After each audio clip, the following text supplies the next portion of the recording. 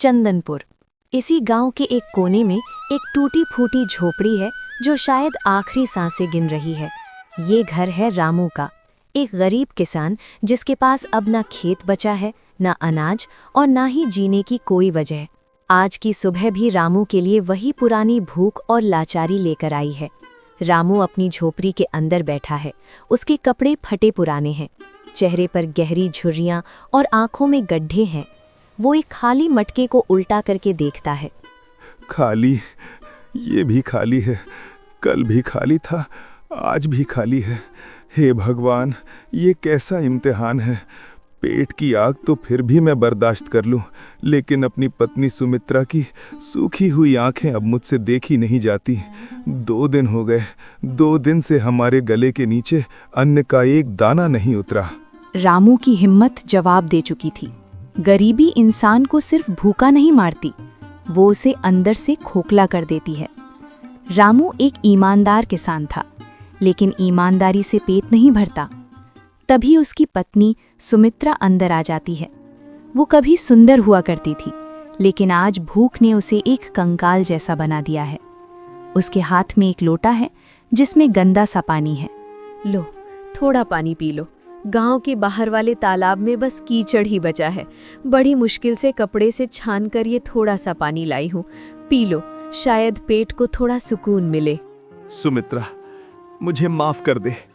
मैं एक असफल पति हूँ। जिस घर में तू ब्याह कर आई थी, आज उस घर में तुझे पिलाने के लिए साफ पानी तक नहीं है। मैं तुझे क्या सुख दे पाया? सिर्फ भूख, सिर्फ आंसू। ऐसा मत कहो जी, ये समय का खेल है। जब हमारे खेत हरे भरे थे तब हमने पूरे गांव को खिलाया है। आज समय बुरा है तो क्या हुआ, हम साथ हैं, यही बहुत है। पी लो पानी। तभी अचानक दरवाजे के खटखटाने की आवाज आती है। शांति 2 पल की भी मेहमान नहीं थी। दरवाजे पर खड़ा था गांव का जमींदार ठाकुर बलवंत सिंह। उसकी भारी मूछें, हाथ में एक मोटा डंडा लिए खड़ा था। उसके पीछे उसका मुनीम खड़ा था। रामू, ओ रामू के बच्चे, बाहर निकल, या आज तेरी इस झोपड़ी में ही आग लगा दूं। रामू और सुमित्रा डर के मारे खड़े हो जाते हैं। रामू हाथ जोड़कर आगे बढ़ता है। मालिक, आप, गरीब खाने में आपका स्वागत है। कहिए, क्या हुक्म है? स्वागत गया भाड़ में। मेरा ब्याज कहाँ है? पिछले 6 महीने से तू सिर्फ तारीख पे तारीख दे रहा है। मुझे लगा तू मर गया होगा, लेकिन तू तो यहाँ आराम से बैठा पानी पी रहा है। मालिक, आप तो जानते हैं, सूखा पड़ा है, खेत में कुछ नहीं हुआ, घर में खाने को दाना नहीं है। मैं आपका ब्याज कैसे दूं? मुझ पर थोड़ी दया कीजिए मालिक। जैसे ही बारिश होगी मैं पाई पाई चुका दूंगा। बारिश? बारिश तो अब तेरे मरने के बाद ही होगी। सुन रामू, मुझे बहानों से पेट नहीं भरना। कल सूरज ढलने तक अगर मेरे 500 रुपए नहीं मिले तो ये झोपड़ी मेरी होगी, और तू और तेरी ये पत्नी गांव के बाहर भीख मांगते नजर आओगे। नहीं मालिक, ऐसे अनर्थ मत कीजिए। ये छत ही तो हमारा एक सहारा है, इसे मत छीनिए। हम आपके पैर पकड़ते हैं। रामू, याद रखना, कल शाम, सिर्फ कल शाम तक का वक्त है, वरना इस गांव में तेरी लाश को भी जमीन नहीं मिलेगी। ठाकुर और मुनीम चले जाते हैं। रामू दरवाजे की चौखट पर सिर पकड़कर बैठ जाता है। ठाकुर की धमकी ने रामू की रही सही हिम्मत भी तोड़ दी। 500 रुपए? जहां 5 रुपए देखना नसीब नहीं था, वहां 500 रुपए कैसे आएंगे? रामू पागलों की तरह घर से निकल पड़ा। उसे नहीं पता था कि वो कहाँ जा रहा है, बस चलते जाना चाहता था। शायद मौत उसे ढूंढ ले। रामू एक सुनसान रास्ते पर चल रहा है। दोनों तरफ सूखे पेड़ हैं, कोई जानवर या इंसान नहीं है। किससे मांगू मदद? गांव में तो सभी भूखे हैं, और जो अमीर हैं उनके पास दिल नहीं है। क्या करूं? चोरी करूं? नहीं, मेरे बापू ने मरते वक्त कहा था, रामू, भूखा मर जाना पर कभी बेईमानी मत करना। लेकिन बापू, आज ईमानदारी मेरी पत्नी की जान ले रही है। मैं क्या करूं? चलते चलते रामू गांव से बहुत दूर पुराने जंगल के किनारे पहुंच गया। ये जंगल अब सूख चुका था। यहाँ के पेड़ भूतों जैसे खड़े थे। तभी उसकी नज़र एक पुराने बड़े से बरगद के पेड़ के नीचे पड़ी। वहाँ कुछ था, कुछ ऐसा जो इस वीरान मंजर में भी अजीब सा लग रहा था। बरगद के पेड़ के नीचे एक गाय लेटी हुई है। वो साधारण गाय नहीं लग रही, उसका रंग बिल्कुल सफ़ेद है, जैसे दूध से नहलाया गया हो, लेकिन वो बहुत कमज़ोर है। उसकी पसलियाँ दिख रही हैं। वो ज़ोर ज़ोर से सांस ले रही है। वो एक गाय थी, इतनी सफ़ेद कि धूप में चमक रही थी, लेकिन इतनी कमज़ोर कि अपनी गर्दन भी नहीं उठा पा रही थी। उसकी आंखों में एक अजीब सी गहराई थी। रामू उसके पास गया। उसने आज तक ऐसी गाय नहीं देखी थी। गांव की गायें तो कब की भूख से मर चुकी थीं या कसाईयों को बेच दी गई थीं।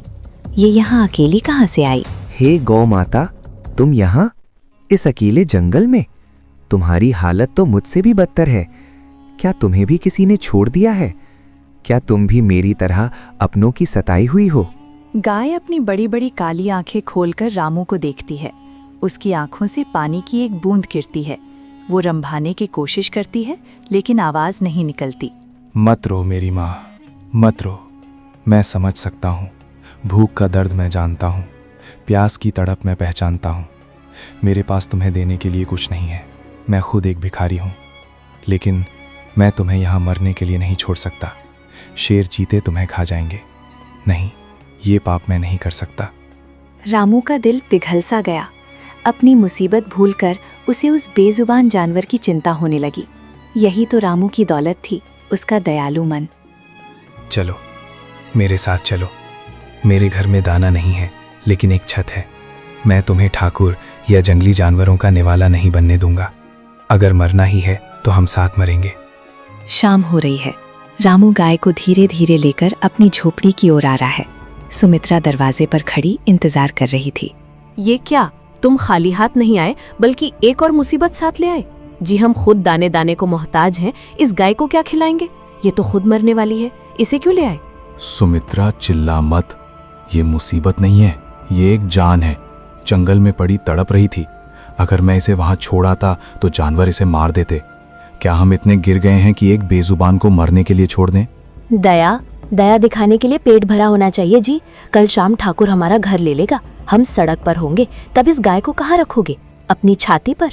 जो होगा देखा जाएगा, लेकिन आज रात ये हमारे घर की मेहमान है। सुमित्रा, वो जो थोड़ी सी सूखी घास छप्पर पर बची है उसे उतार ला, और वो बचा हुआ पानी इसे पिला दे। क्या वो पानी हमारे लिए था?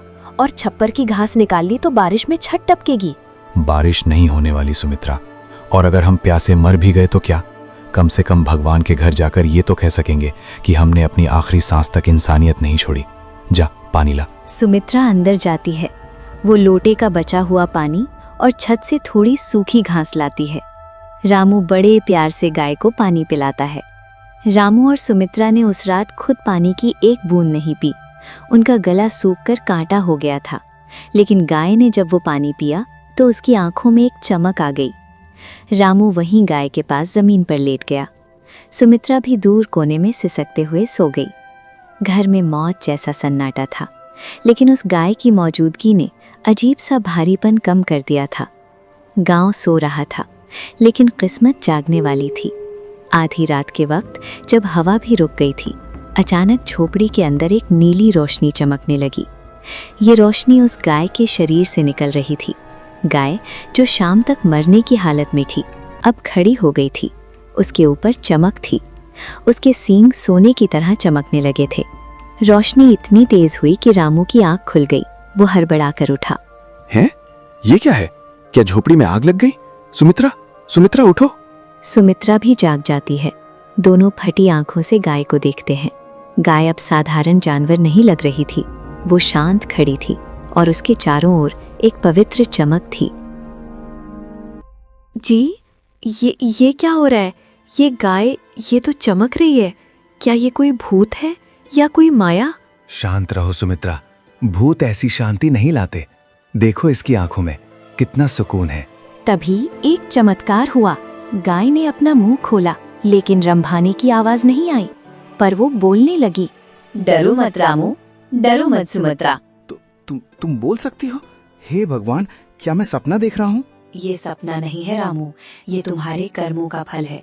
इस कलयुग में जब इंसान इंसान का सगा नहीं रहा, तुमने अपनी भूख को भूलकर, अपनी प्यास को त्याग कर मुझ जैसी बेजुबान की जान बचाई। तुम्हारी इस दया ने मेरे शाप को मुक्त कर दिया है। श्राप? तुम कौन हो माता? मैं कामधेनु की वंशज हूँ।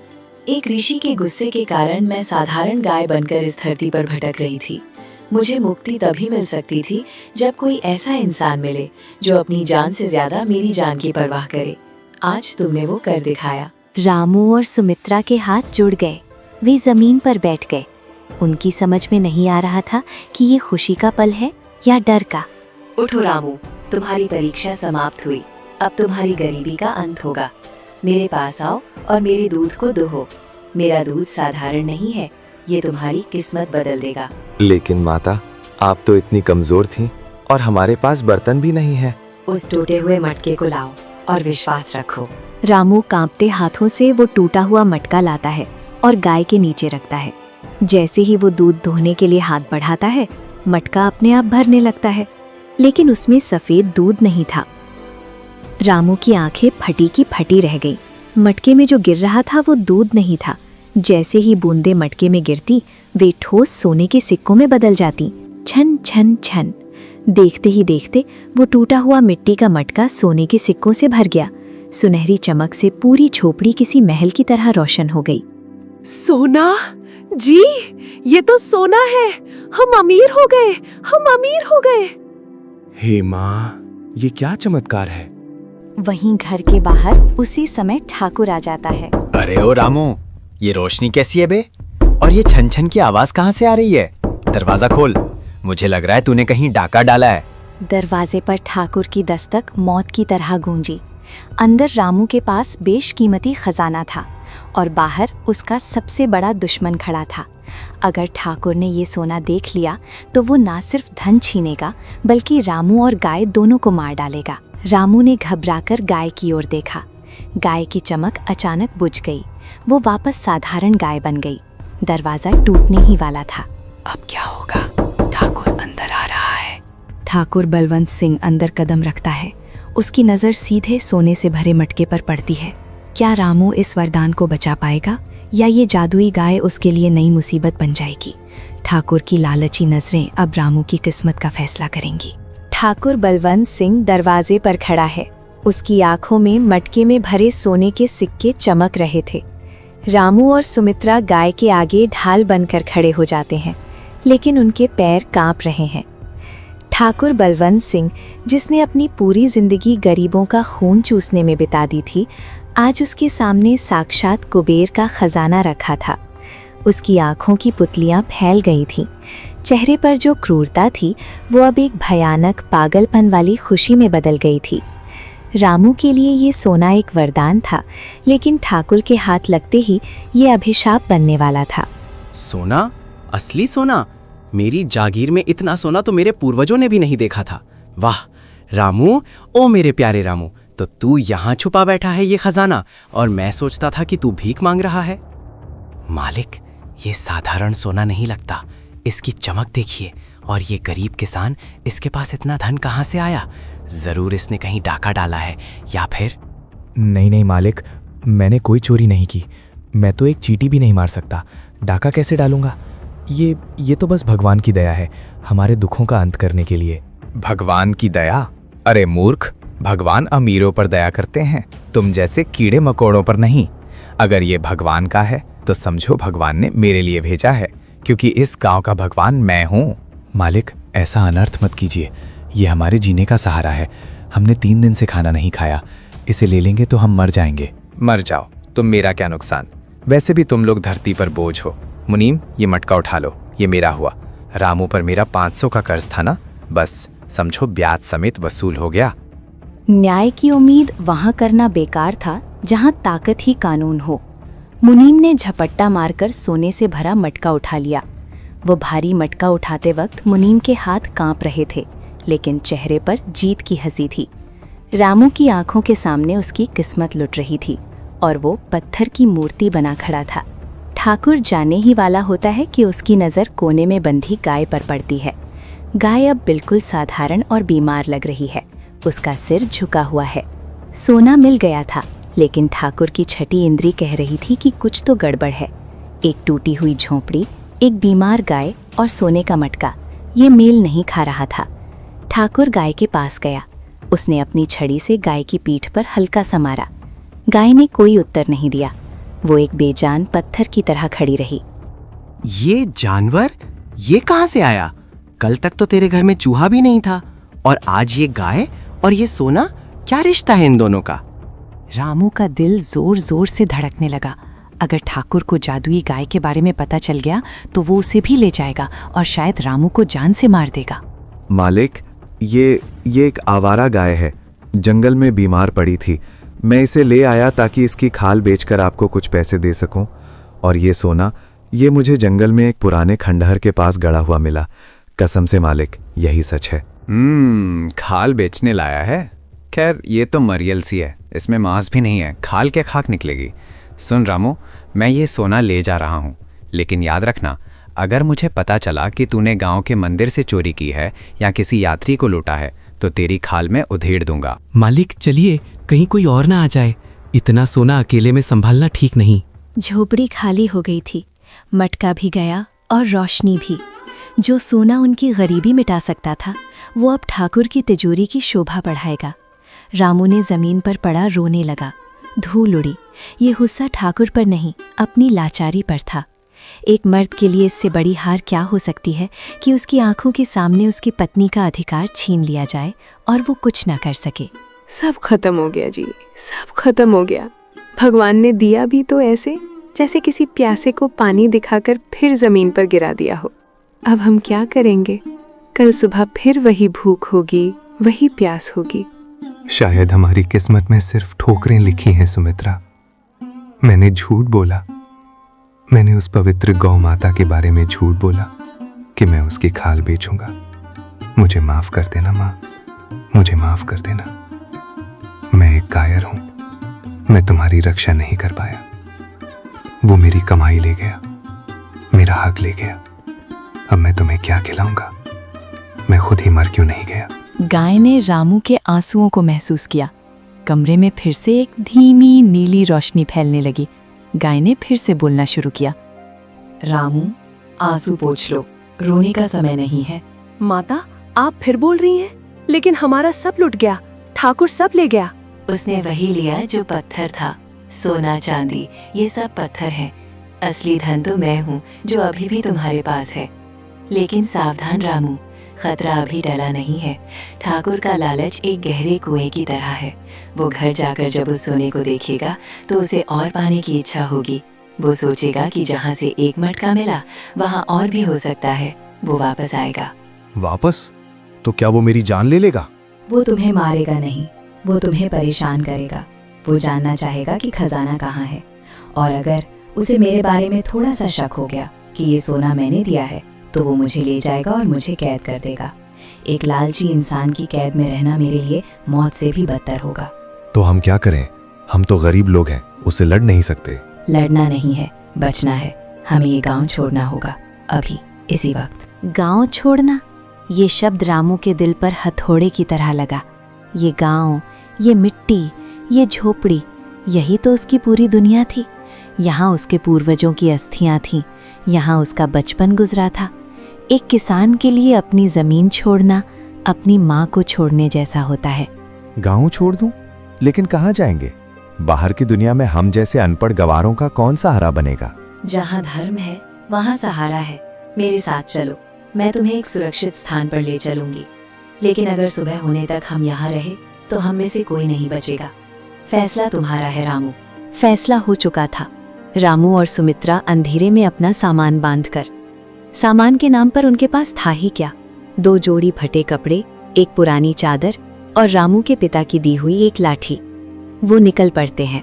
चलो सुमित्रा, इससे पहले कि कोई जाग जाए।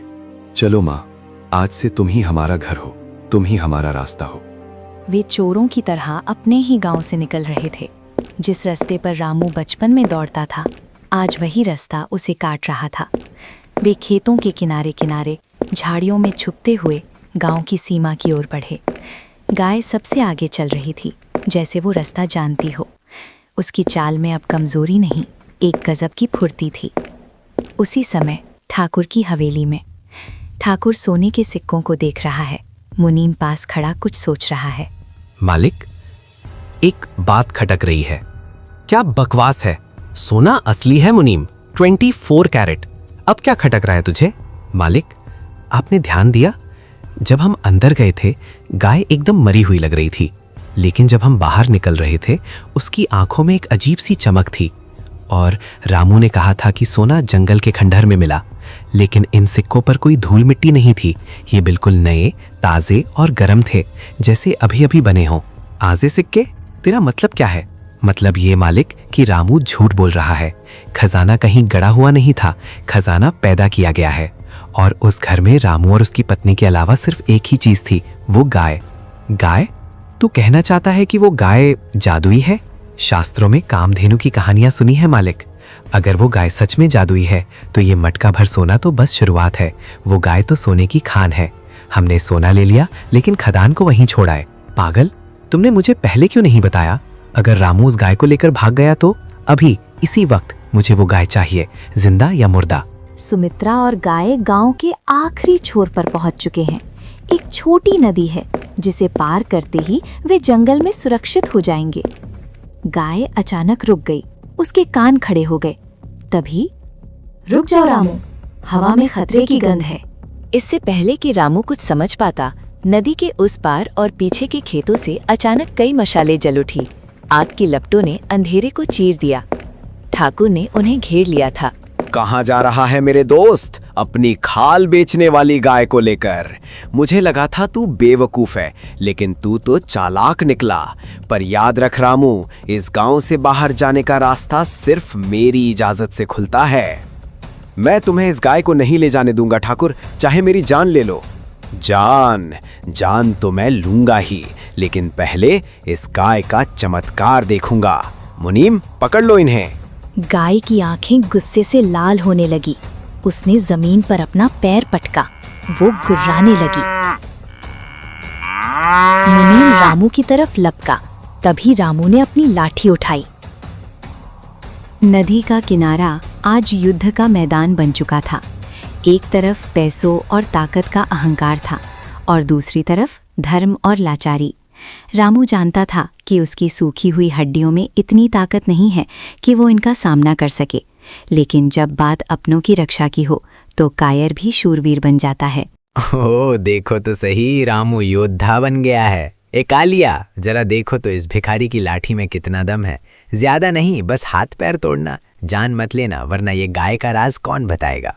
बलवंत का एक नौकर कालिया पूरी ताकत से डंडा घुमाता है।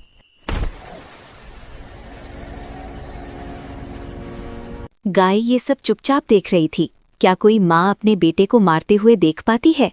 क्या गाय अपनी शक्तियों का इस्तेमाल करेगी या कुछ और होगा? जानने के लिए प्यारा सा कमेंट कर दो दोस्तों।